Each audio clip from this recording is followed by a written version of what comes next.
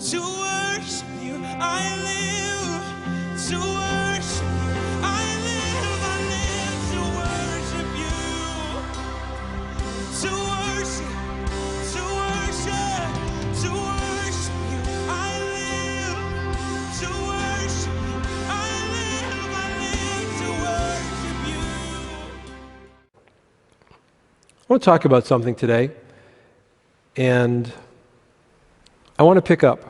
I want to continue. Last week I showed you a picture that really troubled me of Bill Gates Sr. standing with the Rockefellers. And I want to show that picture again. Jared, if you can put that up there. And this is the same picture, and I have to confess that I looked at it, I just saw Mr. Gates there, and I saw Mr. Rockefeller in the back, and I said, oh my goodness, who are these other people? I'll get back to that, and I told you guys about it. And you see a lady on the left with a green dress? And who's standing right aside of her with the glasses? That's Dr. Fauci. And so when I saw that Dr. Fauci was connected with Mr. Gates, was connected with Mr. Rockefeller, that really caused me some serious pause. Nothing at that level is a coincidence. This isn't just a birthday party that he happened to attend. What is going on here? These people are all about their one world agenda. They're all about this virus to end mankind and take out 7.5 billion people and need a vaccine. And so when I saw Dr. Fauci standing there in that photo, it just put chills over me. And it should you as well. I want to look at some of the things that are going on right now. One of the really good news broadcasters here in the country is a gentleman named Lou Dobbs. And he's been doing investigative type reporting for a long time. I want to show you a little clip of something that Lou Dobbs had to say here this week. The deadly Wuhan virus that shut down much of America has now infected more than 2 million people all around the world and killed more than 133,000 others. In the United States, the Wuhan virus has infected now 619,000 Americans and killed 27,000 more. As the numbers continue to rise, President Trump has made it clear he holds both China and the World Health Organization responsible and that there will be consequences. President Trump has announced the first of those consequences. He ordered a freeze on the hundreds of millions of dollars the United States contributes each year to the World Health Organization. The president says the group is complicit in China's efforts to cover up the impending pandemic, for which the Chinese are entirely responsible. The WHO failed to investigate credible reports from sources in Wuhan that conflicted directly with the Chinese government's official accounts. There was credible information to suspect human-to-human transmission in December 2019, which should have spurred the WHO to investigate and investigate immediately. And the decision to halt funding, bringing howls of criticism from Chinese-aligned multinationals, globalist billionaires, Wall Street and their lobbyists, the Chamber of Commerce, of course, rhinos and radical Dems, such as Nancy Pelosi, who today wrote this, quote, "This decision is dangerous, illegal, and will be swiftly challenged." Her comments echoed by Communist China's foreign ministry today, which demanded the United States earnestly fulfill their tasks and obligations to the WHO. This is the same foreign ministry whose propaganda began the lie and sustained the outrageous nonsense of that lie, and it added that the U.S. military had brought the deadly disease to China. Remarkable. Well, China's propaganda and lies have been so fully exposed over the past 2 months that almost everyone in the world knows that China lies and is responsible for millions of infections and more than 100,000 deaths. Yet the Chinese government lies continue despite that exposure. A new report today shows Communist Party leaders covered up information for almost a week in full knowledge that they were facing the prospect of a complete outbreak of the coronavirus and that the contagion was sweeping through Hubei province. How critical were those 6 days in which the Chinese covered up the deadly nature of the contagion that they had unleashed? The University of Southampton in the UK filed a report showing China's cover-up cost as many as 95% of the world's cases. That's pretty stunning. 95% of the cases in the world could have been stopped, but apparently something's going on. I don't buy that it's an accident, not at all. In fact, we've been talking from the very beginning that it was no coincidence that the city that this broke out in is the city where the bioweapons lab is. By the way, that bioweapons lab, bioresearch lab, whatever you want to call it, is on a military base. Just saying. And so now, as we go looking for answers, I want quality answers, if I can put it that way. I want quality answers. And so I found a Dr. Rashid Buttar. And Dr. Buttar is so well credentialed. And I could have cut this video shorter, but I want you to hear the credentials that the man has. And then I want you to pay attention to what he says. And some of it, he speaks a little bit like a doctor, and it gets a little over your head a little bit. But follow, because he doesn't go too far over your head. And this was a 45-minute interview, and I only took a few minutes of it. But you'll want to even see the whole thing at some point. But I want you to see this little piece of what he has to say. This is one of the world's leading doctors in his field. Buttar. He graduated from Washington University with a double major in biology and theology before attending medical school at the University of Osteopathic Medicine and Health Sciences College of Medicine and Surgery. He trained in general surgery and emergency medicine and served as brigade surgeon and director of emergency medicine while serving in the U.S. Army. He is a board-certified clinical metal toxicology and preventative medicine. He is board eligible in emergency medicine and has achieved fellowship status in 3 separate medical societies. Today, he serves as the medical director for the Centers for Advanced Medicine with clinics in California and North Carolina. These clinics specialize in the needs of patients with immune dysfunctions and toxicity issues, usually manifesting in various conditions such as cancer, heart disease, and autism. And for over 20 years, he has been ranked as one of the top 50 doctors in the United States. His first book, The 9 Steps to Keep the Doctor Away, became a Wall Street Journal, USA Today, and Amazon bestseller, and is now an international best-selling book translated into multiple languages. Now this week, a video he made called out the fraud that is being perpetuated across the world by the World Health Organization, the CDC, Bill Gates, the deep state, the mainstream media. It went viral with millions of views worldwide. Doctor, welcome to the program. Thank you, Gary. Appreciate it. Now, 3 weeks ago, you called this a conspiracy. You called out the hysteria being perpetuated to scare the world population based on false data. Now, it was Jerome Adams this week, the Surgeon General, and the Trump administration who agreed with you when they announced that they had dropped the World Health Organization and the CDC model and are now working with real numbers. Okay, this is directly from the White House. This is the Office of the Press Secretary. Now, Tuesday, the White House putting out this press release demanding accountability from the World Health Organization and committed to investigating the response, the false claims, and the cover-up. So explain to our viewers what led you to this discovery and how the numbers never supported their claims. Well, Gary, basically, I have patients from all over the world, and patients were concerned about this, and they asked, and I put out in social media that, look, if you really want to know, I'll make a video about this. And I expected some people to respond. I had, I don't know, 700-800 responses. Just yes, please get us the information. So I asked the question because you're hearing stuff about conspiracy. So those videos that we put out were actually asking the question, COVID-19 conspiracy ? And as I started looking at it, I mean, to me, it just didn't make any sense anyway. We deal with the hardest to deal with medical conditions anyway. So it wasn't a big deal. I just remembered that when I heard about the coronavirus aspect, there was one particular component that we used intravenously a lot in our clinic, and I just made sure that we had 10 times the normal amount, and that was it. It wasn't a big deal. It didn't bother me.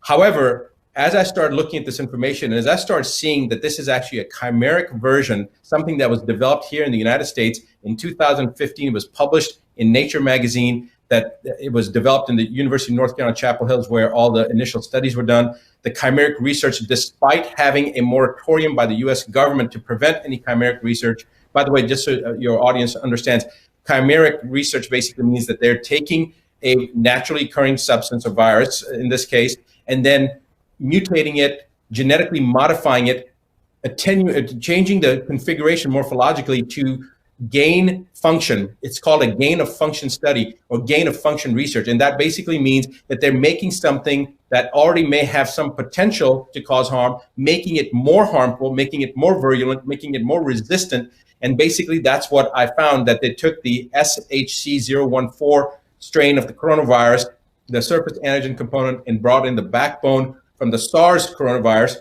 put them together, and then inserted HIV and MERS orthologs on top of it to make a more virulent, more detrimental virus. Now, the thing is that if I could jump in for just a moment here, because what I think you're talking about is the moratorium that was placed, and then $3.7 million from the National Institute of Health was transferred to China so they could continue this research, even though the moratorium. So they basically outsourced this research to China. Is this the same topic we're talking about here? This news is just breaking? Yes, this is exactly right. So it goes back to 2014. The U.S. government decided, based upon certain virologists at that time, saying that, look, there's no justification for this kind of research. There's a potential for it to cause harm, cause a pandemic. So there's no justification for us to do this type of research. So the government passed a moratorium in 2014. Fauci approved approved budgets to be monies to be sectioned for this type of research. So basically, and I'm getting really, every time I think about this, it gets me really flustered because I'm so angry that he basically broke the law. He more than broke the law. He created this entire cascade that we're seeing with the world shutdown was created by this initial aspect back in 2015. He broke the law. He went against government moratoriums. He took taxpayer money and he funded research that has now led to the COVID-19. In 2017, he was documented at Georgetown University saying that there will be a pandemic that this presidency will face, that this term will face. How did he know that in 2017 that something was going to happen in 2018, 19, or 2020? You can't predict the market from 3 days from today, what's going to happen. How did he know that there was going to be a pandemic? He stated the president of this president will face a pandemic. The exact quotes, I don't want to say the exact words. You guys have the video footage. My point is that when somebody starts making these type of statements, and then they were involved with the breaking of the law to fund the research that American taxpayers paid for, that then goes to Wuhan and now trying to create this diversion and say that it was China. God, I don't know whether it came from China or released in China, whether it was already released here. It's irrelevant. The complicity of what's going on right now, whether it was released in China or whether it was already here or however it happened, the U.S. system has condoned it, has jumped on it. They're opportunistic. They're shutting down the economy when they know, in fact, that there's no basis. I mean, there's no virus that leaves 6 feet or 12 feet. Now they're saying 13 feet. Complete misinformation. And I'm sorry that you've pulled the chain on me right now, but the mainstream media, when the Surgeon General came out and said that basically the Gates model, the Fauci model, the World Health Organization model was not going to be followed anymore, and they were going to look at the actual data, the actual numbers, the mainstream media didn't respond at all. All they said was, it seems like we're going to be going to 2022 before people can assemble together. That's what ABC put out. And Fox, or was it New York Post put out, it seems like that the 6 feet of social distancing is not going to be sufficient. It needs to go to 13 feet. There is no virus, bacteria that jumps 13 feet. It defies every logical aspect of science and medicine. And what really, really pisses me off is that there are thousands, tens of thousands of doctors and scientists out there that know that this is a fraud, and they're not saying anything. Either one, they're scared of social ostracization because they're going to be called out, or social shaming, or they're afraid of that they're going to lose their license. For God's sake, this is changing the planet, and every scientist and every doctor that knows this to be a facade needs to open their mouth and speak. There is every aspect of science has just been literally picked up, thrown in the toilet, and flushed down. It's like everybody's ignoring it. With my wife, Angie, and I. We'll see you at the next report. For the Next News Network, I'm Gary Franchi. That report goes on for probably 40 more minutes, and it's worth watching because this is just some of what he reveals. But it is what we talked about, and he goes into even more. But he is a man of great credentials, and for him to be speaking like he is profound. And he said two things in there that I want to make sure you got. One was that $3.7 million was given to China to carry on this research by the NIH, Well, the NIH is the agency that Dr. Fauci heads. And so pay attention. He's the director of the NIH, the National Institute of Health. When I first saw him, I thought, oh, he must be with the CDC. And then I read a little bit. Oh, National Institute of Health. Okay. Well, the NIH is what funded this thing after they were not supposed to do it. And the other thing that's really critical, one of the things that's important to do as you figure these things out is you've got to connect the dots. And so there was a big dot he just put out there. And that's that this all happened in the year 2015. There was a moratorium put on this type of research in 2014. In 2015, they carried it out. But what was 2015 also notable for? In the very first message that I did about the dark history of the coronavirus, that is the year that the patent was applied for. No coincidence to any of this stuff. No coincidence whatsoever. I want to go back to Lou Dobbs. He's got something else to say.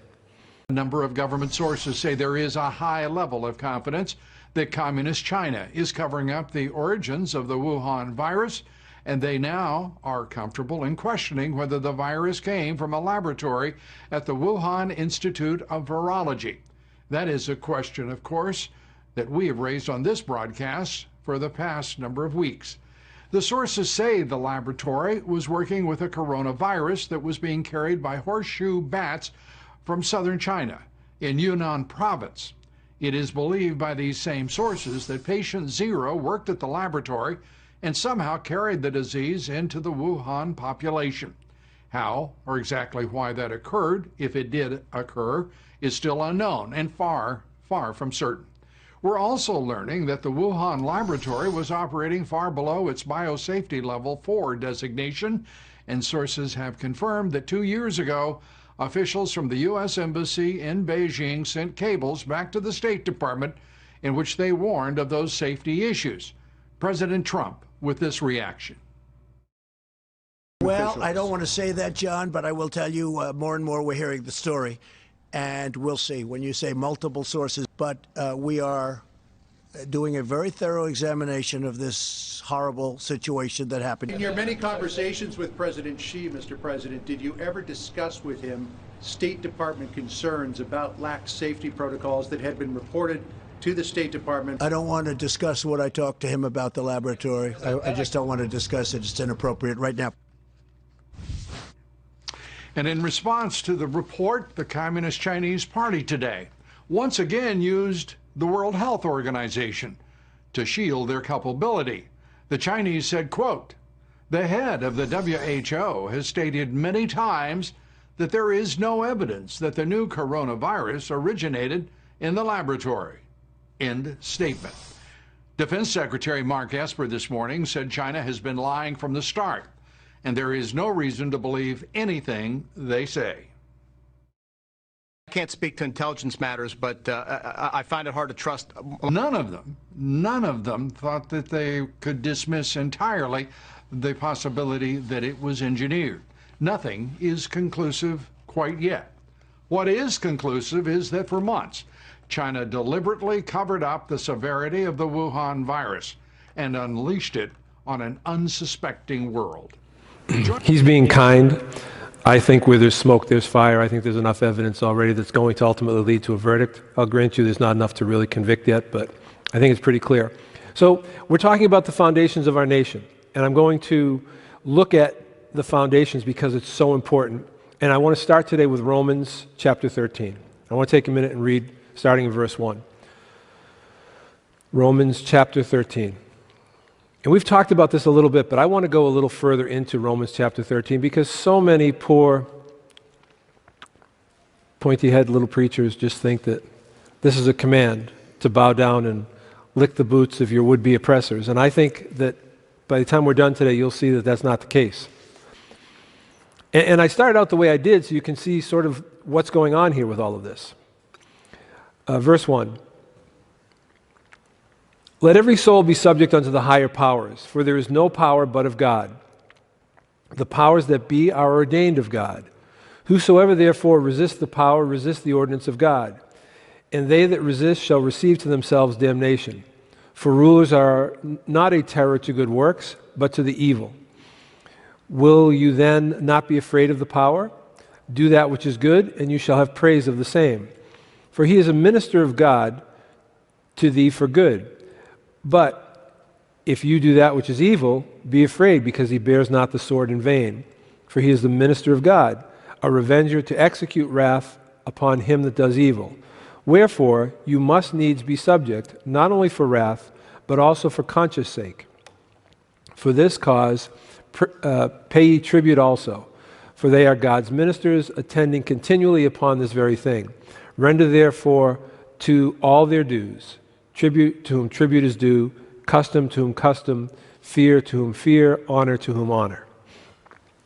Now, that is the command, and we've already discussed that that's not just giving us a blanket order to follow government no matter what. And I want to explore that a little bit today. I said I'd get back to that.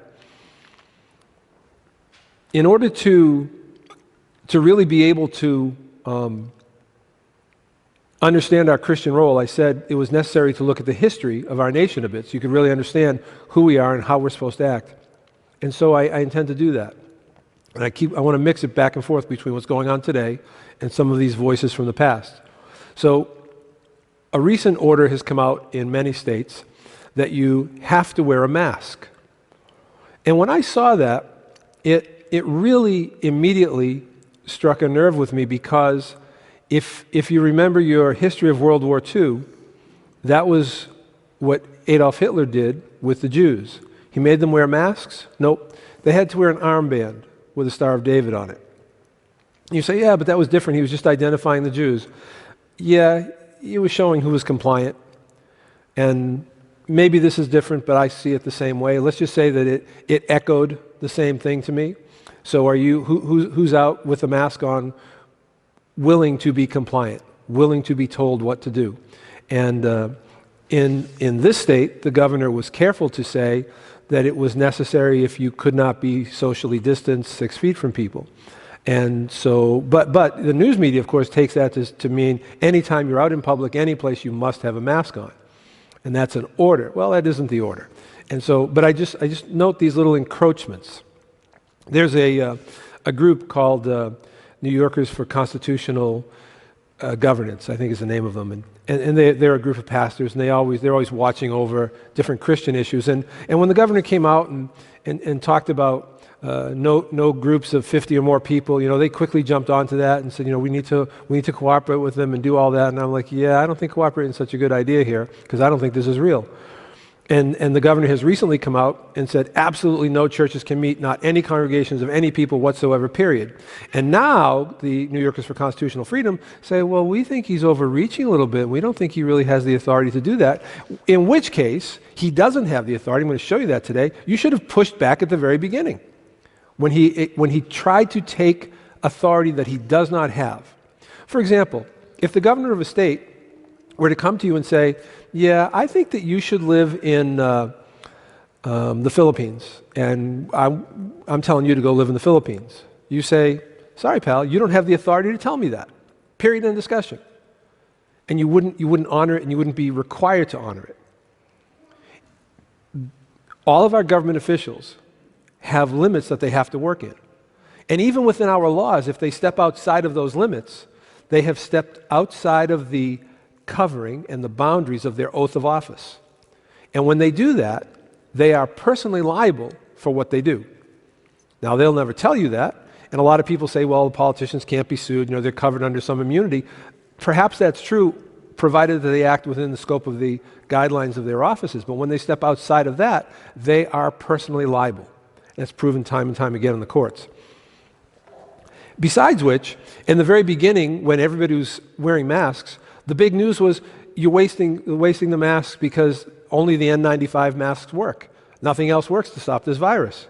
Now they're saying, well, just get some underwear and put it on your face and just have a mask, or get a what do you call those? Bandana. Yeah, get a bandana or something and throw it over your face. And I thought from the very beginning they said it wasn't going to stop it. And so where's the science? What are they actually doing that actually has value except extracting more and more control? What's the next thing they're going to do? They're talking about it constantly. Test, test, test. We have to test everybody. We have to test everybody. I'm sorry, I'm not sick. I wasn't sick. I don't need your test. And no, you can't have my DNA. Sorry, I really believe that's part of their end games. They want to get everybody's DNA. No way, DNA. Not happening. Now, another thing is, through all of this stuff that they're doing, I'm really suspect how many people are actually dying from the coronavirus. And there's a lot of question about that.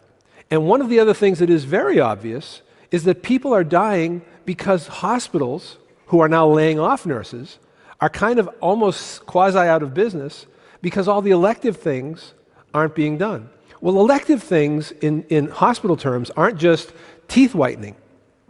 Oh, I didn't get my teeth whitened this month, I'll skip it and I'll do it in a couple months. No, a lot of times it's different surgeries that need to be done, and people are dying because they can't have those surgeries and things that were planned. And so there's a real downside to all of this that they just keep pretending isn't going to happen whatsoever. It isn't happening whatsoever. And so I want to look at some people in history, and I want to begin to explain some of how our nation came to be. And I want to show a gentleman to you here, and we put him up there. See if you know who this gentleman is. Anybody recognize him? He's King James. It's 1603. And he is recognized, King James recognized that even this came from King James, that a ruler's authority has limits. And listen to what he said. A king ceases to be a king and degenerates into a tyrant as soon as he leaves off to rule away from, according to his own laws. So he understood something. He understood that I have to follow God's laws, and as soon as I leave and create my own laws, I am a tyrant. So I'm going to suggest that the very definition of a tyrant is someone who leaves the law that they're supposed to follow. In 1643, a pastor named Samuel Rutherford wrote a book called Lex Rex, which is the Latin, and it means the law and the prince. And I want to read a little quote from that. God has given no absolute and unlimited power to a king above the law of God. When the magistrate does anything by violence and without law against his office, he is no longer a magistrate. I want you to hear that. You see, even our law recognizes that when a public official acts outside of the oath of his office, the bounds of his office, he's personally liable. Then, going back, so he's no longer a magistrate, then that power which he does is not of God. None does then resist the ordinance of God who resists the king in his tyrannical acts. I want to make that clear. Forever, pastors understood that. Pastors in America have been lulled to sleep. The African pastors know that. We had the opportunity a couple of years ago to have a bunch of them here. They understood that. The American pastors have gone to sleep. They've been lulled to sleep. Therefore, an unjust king is not that genuine ordinance of God. So we may resist the injustice of the king and not resist the king, because he's not acting as a king. If then any casts off the nature of a king and becomes a tyrant, he is not from God. The office of a tyrant, as contrary to the office of a king, is not from God. So neither is the power from God. So when they're not acting according to the law they're supposed to follow, the pastors understood then he's not a king. He's not someone we have to follow. We do not just give blind obedience, because it says in Romans 13:1, let every soul be subject unto the higher power. Well, that means that the king also has to be subject to the power over him. And if he is not, we do not have to follow that. I want you to understand that. Christian does not mean pansy. It does not mean pansy. There was an English philosopher named John Locke, and he also wrote regarding limited authority. Listen to what he said. Wheresoever the authority ceases, the king ceases also, and he becomes like other men who have no authority. If you haven't committed a crime in any way, and a police officer comes up to you and says, let me see your ID, what do you tell him? Get lost, pal. I don't have to show you my ID any more than I have to show it to the kid who walks up to me in the street. Period. You say, well, how could you talk to a police officer like that? It's important that you understand that you're supposed to talk to a police officer like that. We are supposed to keep all of them in line. And if we just bow down and do whatever, they will take more and more power all the time.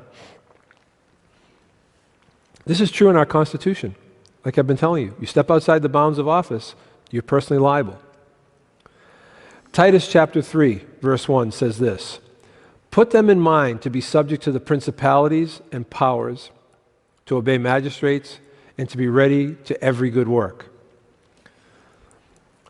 There's a pastor named Samuel West, and he preached a sermon from this just 1 month before signing the Declaration of Independence.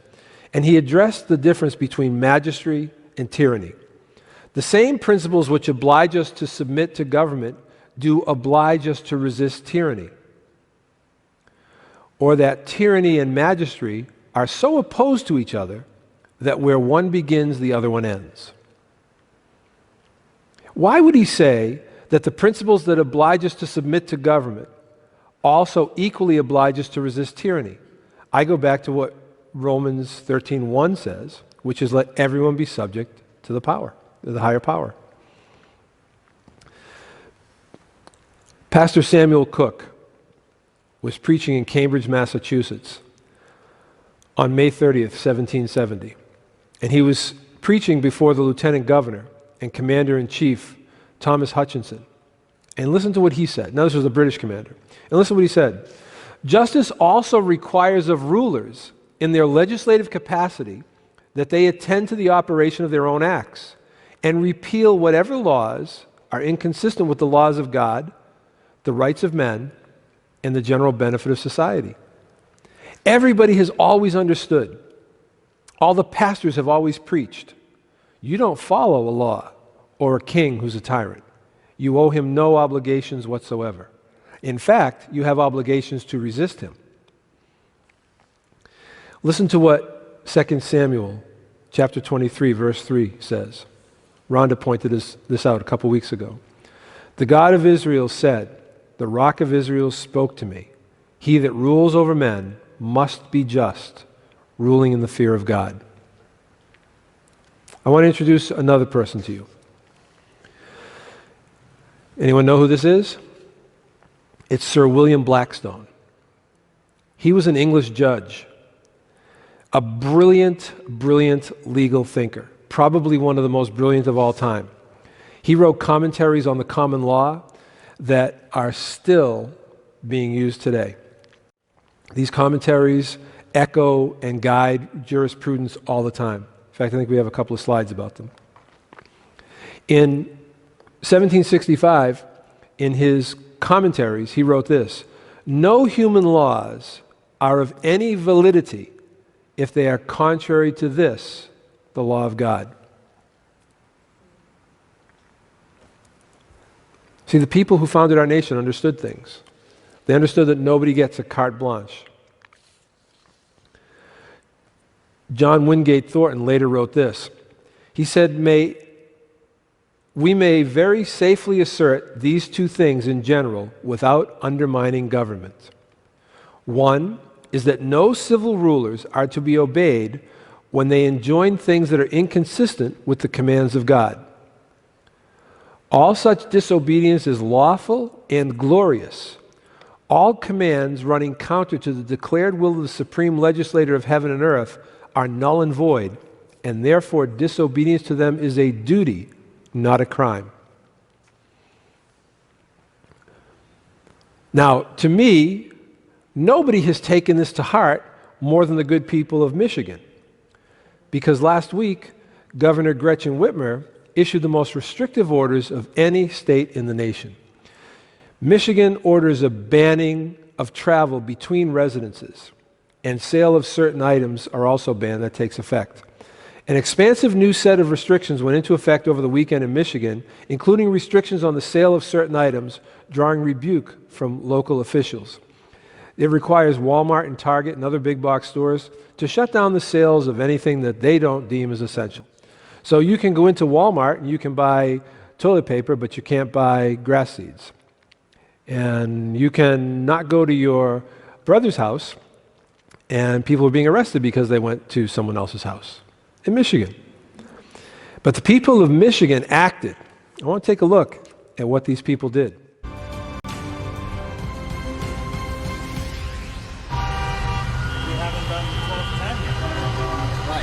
As you can see, thousands taking to the streets in Lansing, Michigan yesterday to protest Democratic Governor's extended stay-at-home order, the strictest in the nation, with restrictions on purchases, family visits, even whether or not you could ride on a jet ski.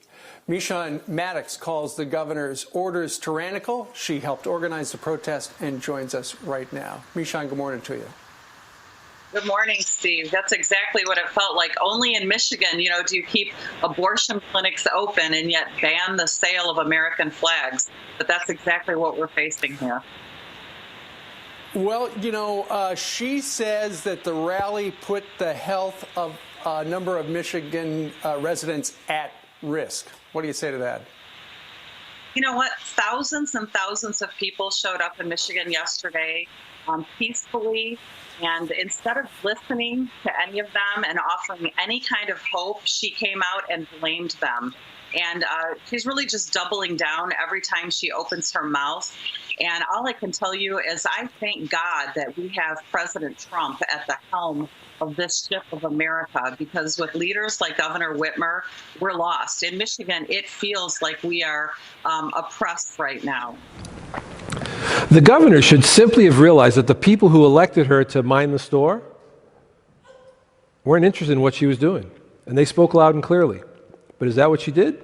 Nope, not at all. But let's look at Thomas Jefferson, because he said something.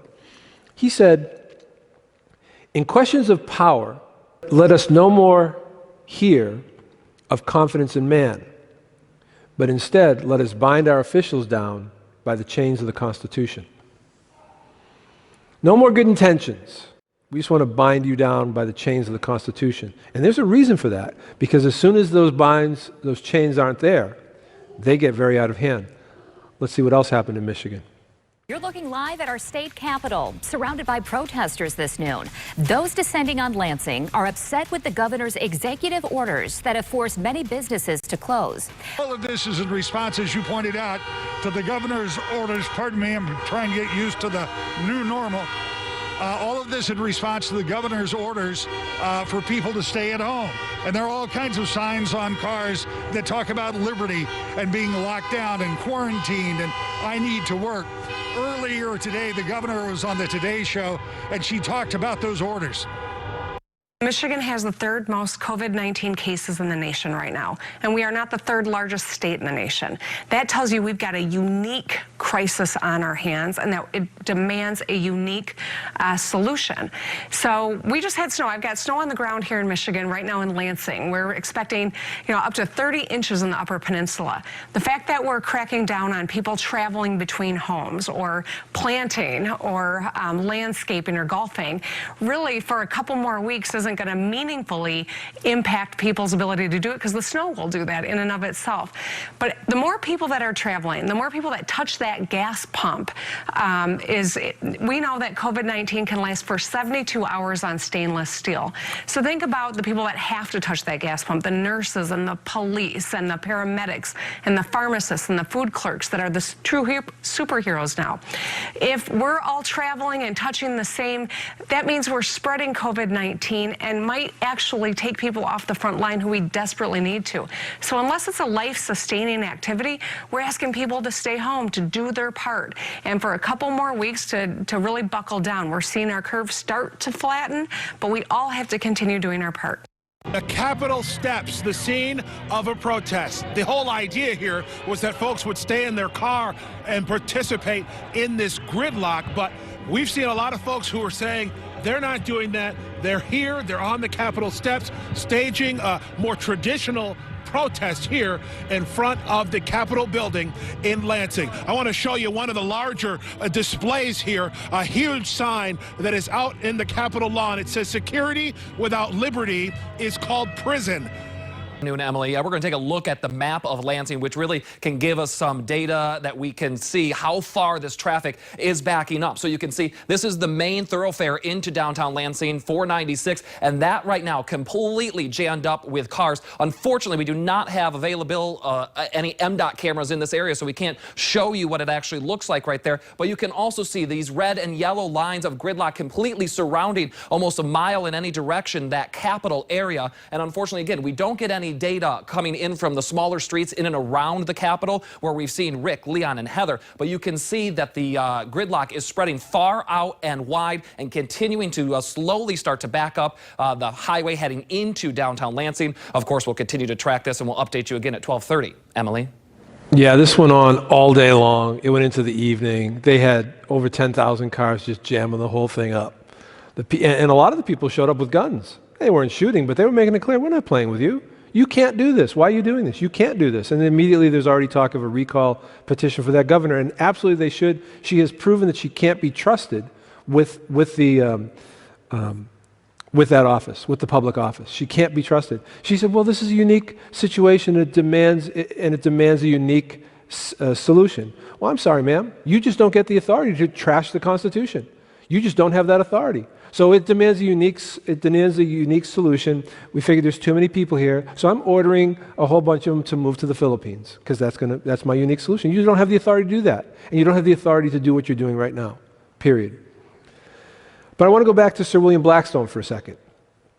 I told you he was a brilliant jurist, but he also wrote about natural rights, which included life and liberty. It was very important in the founding of our nation. His writings were very profound. And he had serious beliefs. He had a strong belief for religious tolerance. And he also had a very strong understanding of self-defense. And his writings on self-defense are what eventually became the Second Amendment of the Constitution. So let's keep this stuff in mind.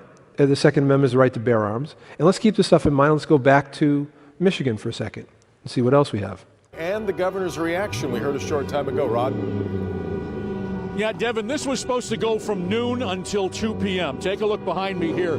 They are still lining the streets. They are still blaring the horns, many with signs saying that essentially liberty and the governor's executive order have little to do with each other. Horns blared as many draped themselves in the flag. Others waved flags from the roofs of their vehicles. There were boat trailers and business vehicles. The drone video from the Conservative Coalition, which organized this rally, shows a traffic jam like few here have seen at the Capitol. Organizer Matt Seeley wanted the governor to know. This is government overreach on steroids, and we've got to get back to just following the Bill of Rights, and people need to understand that an executive order is not the law. Tracy Cross of White Cloud drove 2 hours to be here. We want to end tyranny. We're tired of hearing the fear. We understand, we're sympathetic to people that do catch the virus and have the virus, but it should not stop the economy. It should not stop people's lives from going forward, Donna Coor of St. Clair employs 300 people, had to lay some of them off, and is deeply concerned about Michigan business. We're afraid that another 2 or 3 more weeks is going to be devastating, and a lot of good people are going to be put out on the streets because their businesses are going to. The governor so far is standing by her order. I support your right to free speech, and I respect your opinions. I just urge you, don't put yourself at risk, and don't put others at risk either. I was really disappointed to see people congregating, not wearing masks. I saw someone handing out candy to little kids, barehanded. We know that this rally endangered people. We're all in this together. I'm the governor for all 10 million people of this state, whether you support all of the policies that I've championed or not. And we've got to all do our part. Well, I really can't hear myself think here, Devin, but here is the bottom line. This went national. The governor was on national television today. Coming up on Local 4 News at 6, we'll take a look at that and what that all means as the state goes forward. Reporting live from Lansing, Rod Maloney, Local 4. Okay, Rod. So Michigan wasn't the only state with a problem.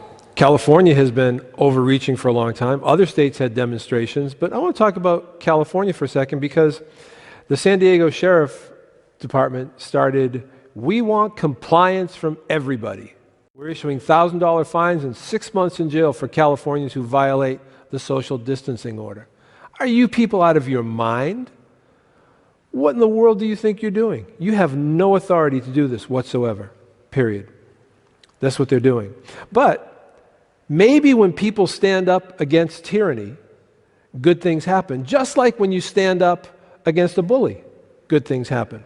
Let's go back to Michigan again. Let's bring in Darleaf. He's sheriff of Barry County, Michigan. Sheriff, thanks for coming in. You're one of the sheriffs who's saying, look, I'm not going to listen to Governor Whitmer. I'm going to defy the order. Why? Oh, we're not saying we're not going to listen to Governor Whitmer. We're going to use common sense when it comes to enforcing it. When people are being respectful and using that 6-foot range, and we're not going to go on out and start telling people to go home. You know, look, we have a lot of people out in Hastings here that are walking. We have a lot of people who want to go out and do some fishing. They're at home. Mm-hmm. And we have an order right now that you can have a kayak, you can have a canoe, but you can't have a motorboat. I want people out of their house. We have an uptick of domestics from our 911 center. And I want people to get on out and get stretched and get away from the house. What better place than out in the middle of a lake when nobody's around you? Mm-hmm. Understand. Governor Whitmer was on ABC this morning and seemed to dismiss some of what you just said and said this is all about saving lives. Watch. 4 sheriffs out of 83 sheriffs making a point, that's fine. You know what, I can take it. If it makes people feel better to take their frustrations out on me, the fact of the matter is, it's better to be 6 feet apart right now than 6 feet under. And that is the whole point of this. We've got to save lives. You know, Thomas Jefferson talked about binding them from mischief with the chains of the Constitution, but he actually went a step further in another talk. He said, the 2 enemies of the people are criminals and government. So let us tie the second down with the chains of the Constitution, so the second will not become the legalized version of the first. Very important, that Constitution. That is what built this great nation. Absent of that, we would not have the nation that we have. Could not have it. Could not possibly have it. And if we were not a Christian nation, it would not have worked. And our founding fathers made that very clear too, but that's a different subject. Our founders, many of the early pastors, they all understood something. Resistance to tyranny is obedience to God.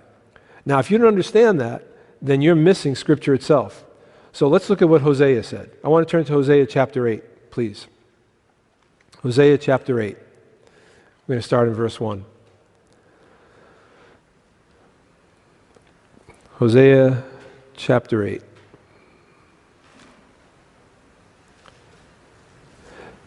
Set the trumpet to thy mouth. He shall come as an eagle against the house of the Lord, because they have transgressed my covenant and transgressed my law. Israel shall cry unto me, my God, we know you. Israel has cast off the thing that is good. The enemy shall pursue him. They have set up kings, but not by me. They have made princes, and I knew it not. Of their silver and their gold have they made idols, that they may be cut off. So we see a bunch of disobedient Israelites rebelling against God's law. And he set up kings, they set up kings whom God did not know. Now, do you think for a second that God didn't actually know what these guys were doing? Of course he knew what they were doing. That's not what he was talking about. Hosea was making it clear that these rulers were set in positions of authority without God's favor. We're supposed to honor authority so far as they govern according to the law. Paul does not command the people, but the princes themselves to be in subjection. They're not above the laws. Dr. Wilson did a great job pointing that out. Paul was in prison when he wrote that. That's what he was talking about. These princes, they're not above the laws, they're bound by them. And any magistrate that takes it upon himself to act contrary to what Paul says are the duties of those that are in authority, then that power and that magistrate is not ordained of God. And consequently, that magistrate does not command any subjection. Now, when I say that, some of you might think, oh, that's crazy. It is not. They are bound by the law. When they act outside of that law, you owe them nothing. That is true in our legal system as well. The problem is that people have become accustomed to thinking that when they speak, we must bow. That is simply not American. That is not how our nation ever got to where it is now. Nor is any subjection due, nor people forbidden to resist such authority. I want you to understand that. When you resist that authority, you're not resisting the power of God, you're resisting tyranny. You're resisting like you would resist a robber or a tyrant or an enemy. How long do you let them go? How much tyranny do you put up with until you are not able to resist? In order to be all that God has intended us to be, we absolutely must understand who we are and be free to move. Anyone know who this gentleman is? This is Adam Clarke, and he was a major theologian, one of the best leading religious thinkers of his day, founder's time. And he said this: nothing can justify the opposition of the subjects to the ruler but overt attempts on the ruler's part, to change the Constitution or to rule contrary to law. When the ruler acts thus, he dissolves the compact between him and the people. His authority is no longer binding. This conduct justifies opposition to his government. He was one of the leading religious thinkers at the time of the Revolution. In fact, 6 decades earlier, Pastor West, who I quoted earlier, he said this: unlimited submission and obedience is due to none but God alone. And to suppose that he gave to any particular set of men a power to require obedience to that which is unreasonable, cruel, or unjust is robbing the deity of his justice and goodness. These guys understood the word. These guys understood who God was. And these guys spoke very clearly about it. I want to take a look, talking more about the foundation of our nation. This gentleman, John Locke. John Locke was a philosopher, and he saw a better government to be formed without war. He saw that happen. And he wrote 2 treatises on government. And he said the people are born naturally free with natural rights: life, liberty, and property. Now, John Locke added property. The earlier founders, Mr. Blackstone, for example, said life and liberty. But Mr. Locke added property. Why did he add property? What quality of life do you have without property? You don't have any quality of life without property. I mean, your clothes, your dish to eat with, and the pan to cook it. That's all your property. If you have no property, you have no life. You are somebody's slave. Do you understand that? And he understood that. And so he said life, liberty, and property. And I'm not sure why our founders didn't actually carry that through. They said life, liberty, and the pursuit of happiness. Perhaps someone thought, how could you be happy without property? I have no idea. But they didn't do that. But John Locke clearly understood it, and it's understood that property is essential. So look at these main founders here. Blackstone, religious tolerance, self-defense, which became the Second Amendment, natural rights. Charles de Montesquieu, he added the judiciary branch to Locke's executive and legislative branch. He believed that education is necessary for a republic to continue. And William Bradford, he understood and contributed the concept of self-government and that the majority would rule. Let's go back to verse 2 of Romans chapter 13. It says, whosoever therefore resists the power resists the ordinance of God, and they that resist shall receive to themselves damnation. So what's the modern interpretation of that? Well, anyone who resists or rebels against any civil authority commits a crime and thereby opposes God himself, and he will therefore be punished by God. But what exactly is rebellion? So if the modern interpretation of rebellion is correct, then look at the Old Testament. Shephar and Pau in Exodus 1, Amram and Jochebed in Exodus 2, Moses in Exodus, Rahab in Joshua, Ehud in Judges, Gideon in Judges, Shadrach, Meshach, and Abednego in Daniel, Daniel in Daniel, Peter and John and the rest of the apostles in Acts should have all been condemned and punished by God for opposition to the rulers of their day. But they weren't. And what about America's founding fathers? Were they condemned by God for resisting the King of England and resisting the governing authority that they were under? So are Christians in transgression when they reject today's traitors as their governing authority? Pay attention to what's going on in Washington. Many of them are really traitors. They're not working for you. Who are they working for? Many of them really could be tried for treason. And I looked, and I haven't found one biblical example of God blessing someone for practicing the modern understanding of what Romans 13 means, the bowing and licking the boots of your would-be captives. So how are we Christians supposed to exist while wicked rulers reign? How are we supposed to act? Well, what did the apostles do when they were ordered to shelter in place, or when they were put on lockdown by the government? Let's take a look. Oh yeah. They didn't stay locked down for too long. As a matter of fact, they went out and challenged it time and time again. They went out and did what they were supposed to do. Lockdown? You're not locking us down, King.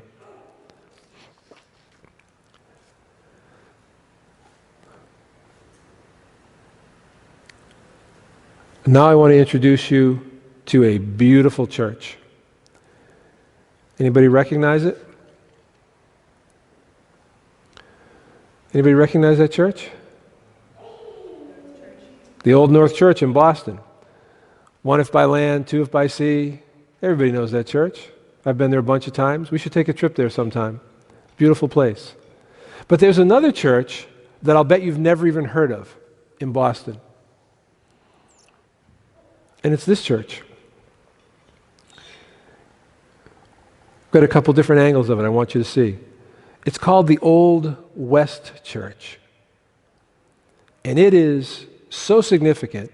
Had the Old West Church not existed, what happened at the Old North Church would never have occurred. Stay there for a moment, please. The Old West Church had a young 29-year-old pastor, and his name was Jonathan Mayhew. And Jonathan Mayhew was one of the most significant figures in American history, and most people don't even know who he is today. He was born on Martha's Vineyard, and if you ever get to Massachusetts, it's a beautiful place in the summer, a little cold in the winter. And his descendants, his ancestors, he was born like 17 whatever, and his ancestors back from the 1530s or something like that, they were granted they were granted that island, those islands, which would be Martha's Vineyard and Nantucket and whatever other islands are there, Block Island, I think, perhaps as well. And they were granted those islands. I mean, there was nothing there at the time. Now you can't buy property there; it's so crazy expensive. A little house is $5 million. I mean, it's just crazy, crazy expensive. And they were all active missionaries out there. And Jonathan Mayhew, actually graduated from Harvard and received a degree from University of Aberdeen. But he is a famous name that most of you just never heard of. Jonathan Mayhew wrote this book. Gave this message. It was a discourse concerning unlimited submission and non-resistance to the high powers, with some reflections made to King Charles I. And he gave this message on January 30th of 1749. So why did he give this message? What's in the message? His sermons and his writings were very, very powerful. But why did he give this message? It was all about whether or not you should give unlimited submission to a king. And the date that he gave it, January 30th, was the anniversary date of the death of the execution of King Charles I, who was arrested for his tyranny, escaped once, was arrested again, put on trial, and then executed. And on the anniversary of that execution, was it the 10th or the 50th or the 20th? I don't remember which one it was, but on the anniversary of it, a significant anniversary, Mayhew delivered this message. And I want to just read this for a second. You'll appreciate it. He was taking serious issue, vigorous issue, with the recent efforts that tried to portray Charles as a martyred monarch. Mayhew began with the observations of the antiquity of English liberties, that they went way back forever. The English Constitution, he asserted, is originally and essentially free. Going back to Rome, sources back then, reliable like Tacitus, made it clear that the ancient Britons were extremely jealous of their liberties. England's monarchs originally held their thrones solely by the grant of Parliament, so the ancient kings ruled by the voluntary consent of the people. After 40 pages of all this historical evidence, he reached his major point: the essential rightness of the execution of an English king when he too greatly infringed upon the British liberties. Isn't that amazing? He set the tone in the colonies. His vigor when he gave that sermon really established his reputation. And it wasn't just published in Boston, it was published in London as well.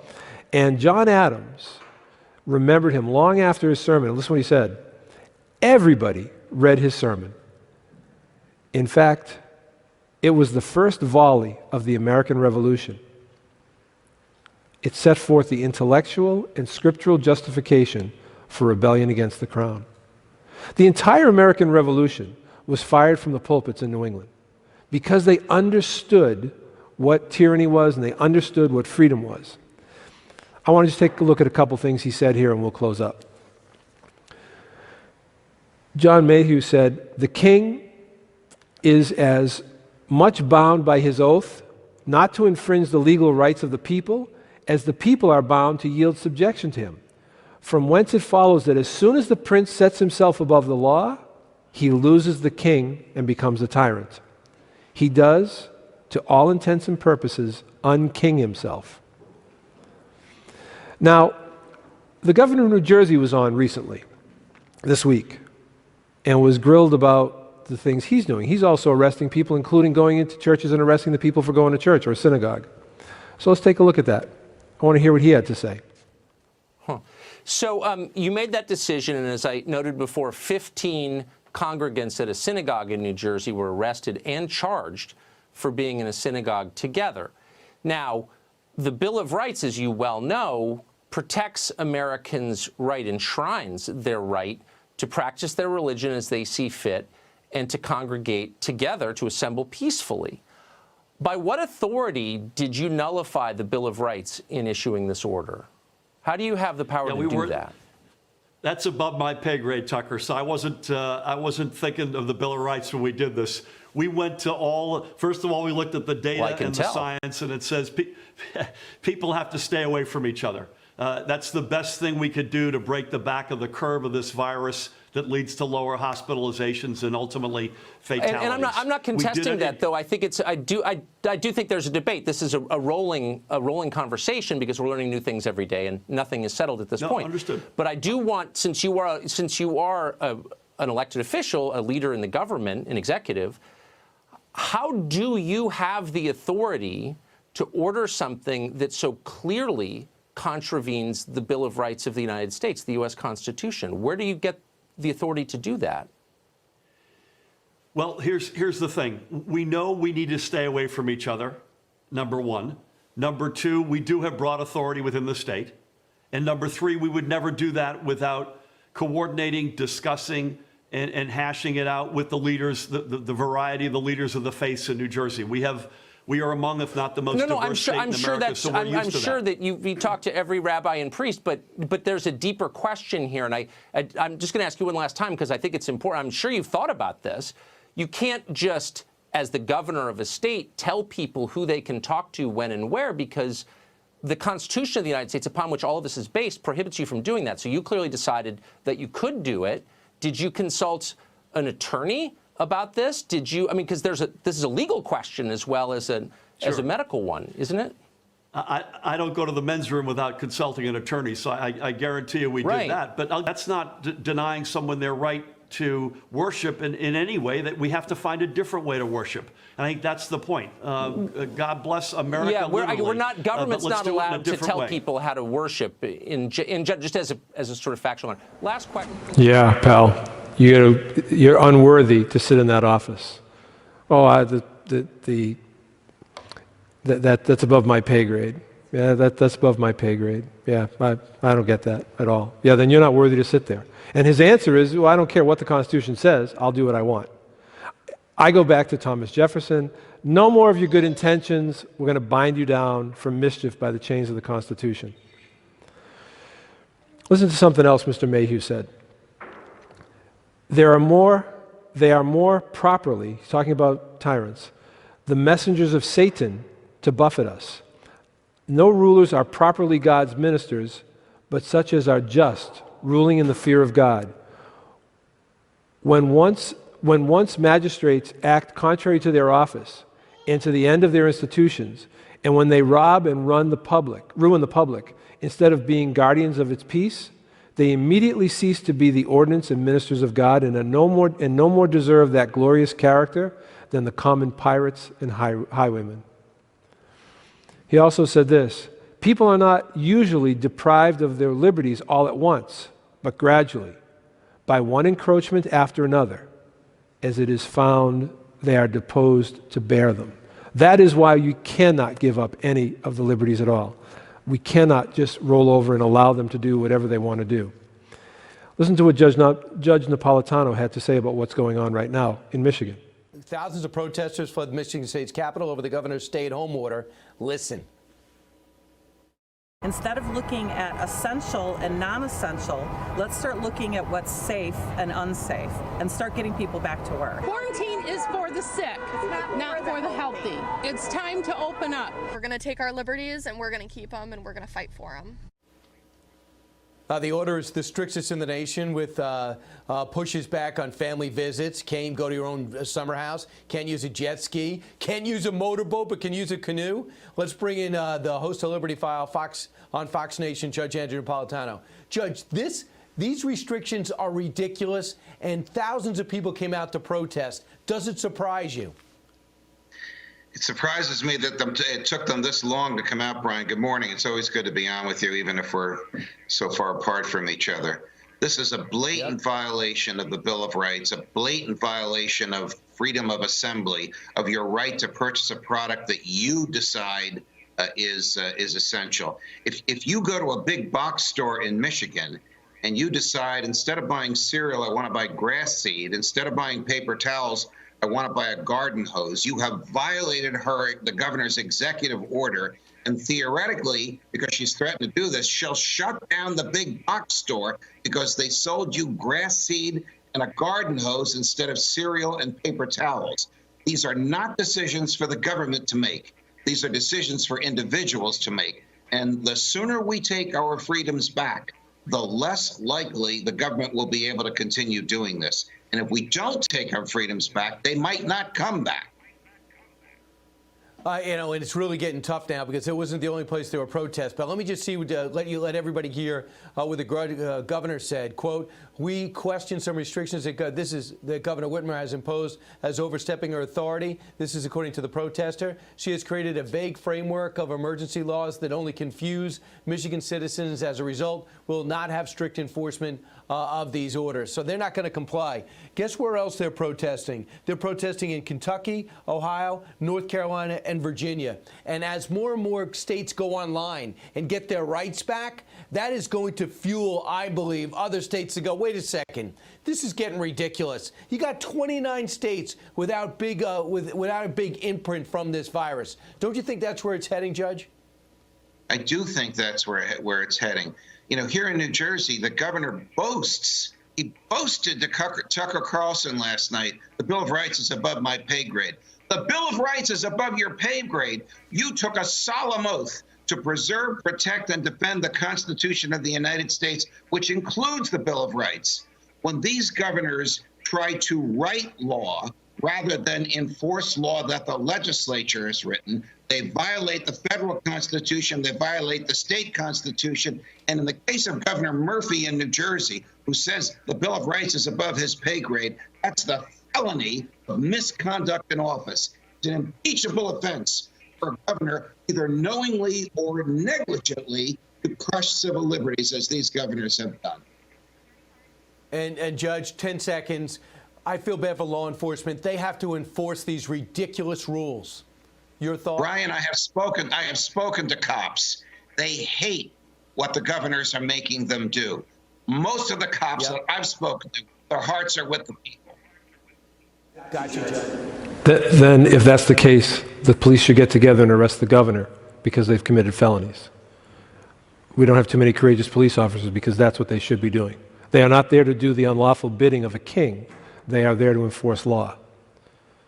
If the governor shot somebody recklessly, went out and murdered somebody, the police officers nearby would arrest the governor, rest assured. So, what about our civil rights? When do we get those back? Answer, it was a trick question. We don't have civil rights. We have God-given rights that they may never take. Please understand that. When do we get them back? We take them back. Don't let them take them. Very important. I wanted to show you a Supreme Court decision. The case was Marbury versus Madison. And this is what it said. All the laws which are repugnant to the Constitution are null and void. The Constitution will have been made in pursuance of the powers granted by it. Every usurpation of that law is repugnant to it, and it cannot have been made in the pursuance of its powers. Marbury, according to legal scholars, remains the single most important decision in American constitutional law. That decision established that the Constitution is actual law, not just a statement of political principles and ideals. Let's take a look at Mr. Marbury. Can I have a couple more minutes? You guys okay with 5 more minutes? I'll wrap this up. Okay. Mr. Marbury. He said this, to say that subjects in general are not proper judges of the law when their governors oppress them and play the tyrant, and when they defend their rights, is as great a treason as ever a man uttered. What does that mean? That's the sort of Old English. Here's what he said. If you suggest that the people in the nation are not the proper judges of their officials, and they're not there to call them out and to reprimand them and to discipline them, then you are speaking the greatest treason that has ever been uttered. That's what he said. He also said this, after studying this whole issue, he said, I now add further that the apostles' argument is so far from proving that it is the duty of the people to obey and to submit to such rulers as act in contradiction to the public good, and so to the design of their office, that it proves the direct contrary.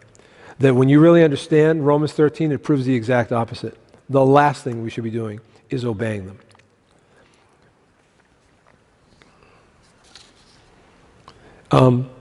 Mr. Mayhew was a Dudleyan lecturer in Harvard. And I thought that was interesting. I had to look up and see what is a Dudleyan lecture. It was started by an endowment in 1755. And a man named Paul Dudley gave what today would be a little over $4,000 as an endowment. And he wanted lectures about religion to happen. And every year since 1755, Harvard has had Dudleyan scholars who are the leading religious thinkers to talk on these particular things. I just thought that was interesting. And it was also interesting that Mr. Mayhew died in July of 1766, which I thought was interesting. Quarter of a century after he died, someone at the Harvard commencement delivered these lines. When Britons claim by laws our rights to lead, and faith was fettered by a bigot's creed, then mental freedom first her power displayed, and called a Mayhew to religion's aid. For this great truth he boldly led the van, that private judgment was the right of man. Well known. We would not have America today if it wasn't for his preaching. And he said this also.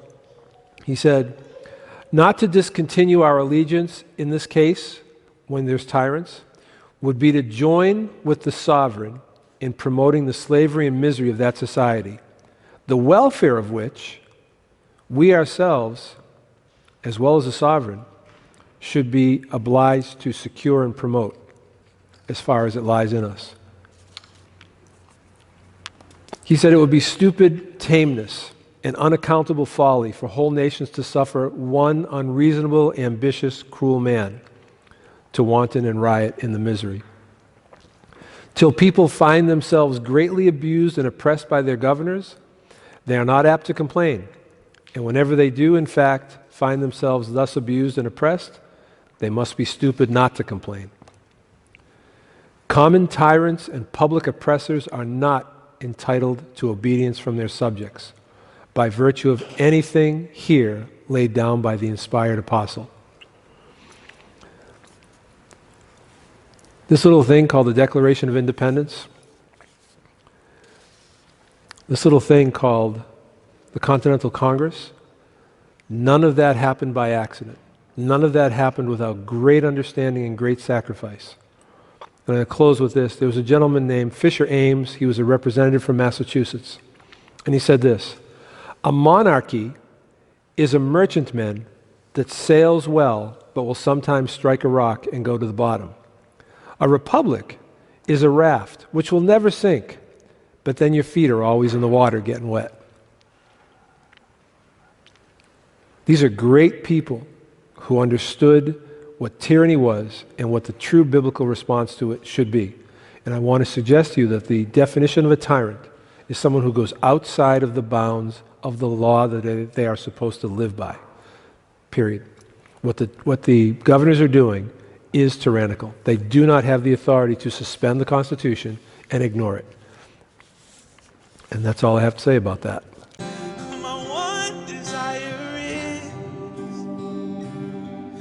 To worship you, I live.